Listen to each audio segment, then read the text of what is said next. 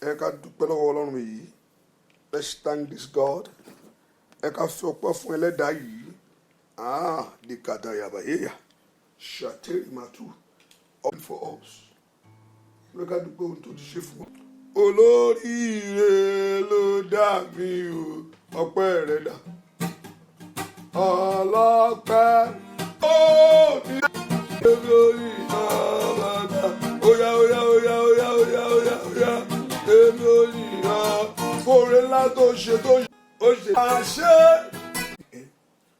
Bí ìdí pé tí ẹlẹ́ṣẹ̀ bá mọ́ra rẹ̀ bí ẹlẹ́ṣẹ̀ ó ní olódodo ní Ọlọ́run láti darí gbogbo àṣírí déjì. So for us not to acknowledge our very sin, who is going to deny us of God's blessing. So báwo lè yàn ṣe fẹ́? You must acknowledge that sin. I mean, you must agree with God that that very thing is a sin. Kó wá fi ẹ̀mí rẹ̀ fún ọ, Jésù ràn mí lọ́wọ́, wá fi ẹ̀mí rẹ̀ sínú ọkàn mi.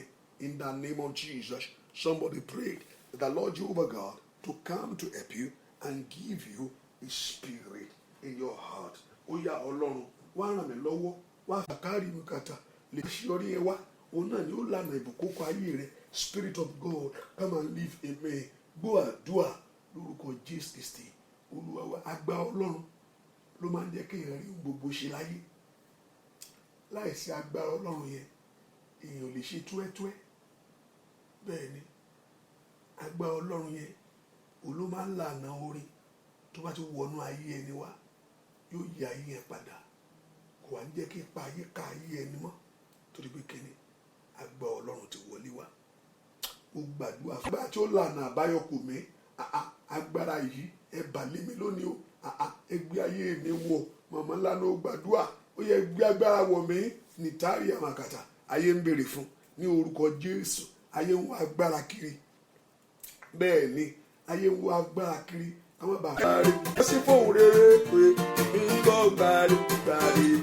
Ire kó jáde fún ọ níbẹ̀. Èmi gbọ́.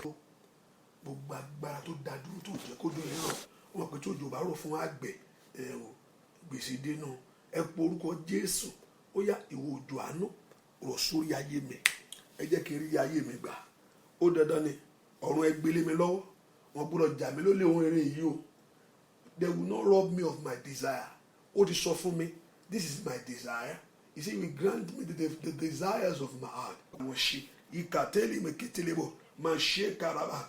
They that know their God, Odako lana kuo, lakeri mashikelebo, nepako paripate. They that know their God, Odako lana fún ayé rẹ̀, masheka tayaba, makotori bakalaba, basheke telebo. He said, they that know their God, Odako na bayo kukano, ni orúkọ Jésù olikuma, olikuma o. Wọ́n tó pé bá kórí bẹ́ẹ̀, mo fẹ́ kó dá òrùn padà, Ọlọ́run bá dá òrùn padà. Ó ní kò fẹ́ kó òun kó wá sẹ́yìn láti kọ̀nfàmù tó ṣe ẹ kú orúkọ Jésù. Ó yá nínú ayé mi bàbá. Ó yá bẹ́ẹ̀ sì ṣe àánú ayé mi, ṣe àánú ayé ọmọ mi, ṣe àánú ọ̀nà mi. Ó yá kú orúkọ Jésù.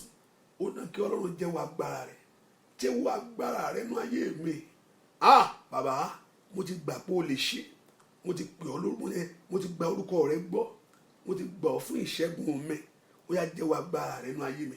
Ó yá sọ́dàdúà orúkọ Jésù, orúkọ Jésù, orúkọ Jésù. Ọlọ́run jẹ́wọ́ agbára rẹ̀ nínú ayé mi. Somebody pray that prayer. Ẹ sọ fún Ọlọ́run pé kí ẹni máa Ísírẹ́lì kó jẹ́wọ́ agbára rẹ̀ nínú ayé rẹ̀ lónìí. Ó náà kí ọ̀nà àbáyọ síbi ògo yẹn là o. Ó náà kí ọ̀nà àbáyọ síbi àṣeyọrí yẹn là. Ó náà kí ọwọ́ rẹ̀ bà kíákíá. Ó náà kó orí ṣe. Ẹ po orúkọ Jésù. Mayaka tori mesekerebo. Rasatata tariaba. Loshiketele meketelebo. Ẹ po orúkọ Jésù. Rapato remeketelebo.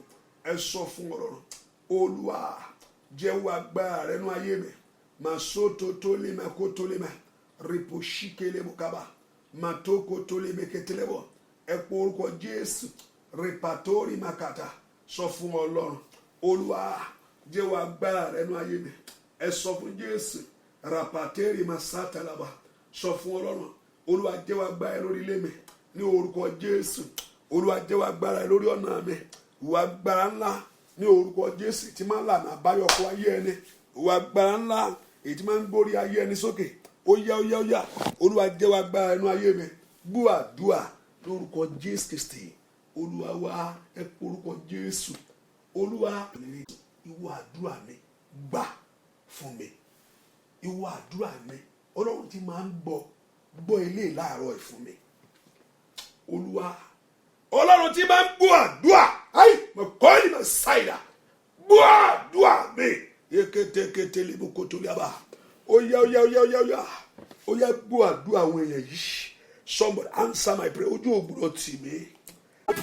Kábíyèsí bàbá mi Ọlọ́run tí mo ń sìn. Kábíyèsí Ọlọ́run tí mo ń sìn. Oore ọ̀fẹ́ dájú fún yín o. Bẹ́ẹ̀ ṣe ń jáde láàárọ̀ yìí Olúwa bọ́ ọ jáde. Bọ́dún yìí ṣe kù péré tí kò parí òní rásìkè. Kúyè ní ìtọ́ parí. Ó yá ìyanu yẹn bú jáde. Ìyanu yẹn bú jáde.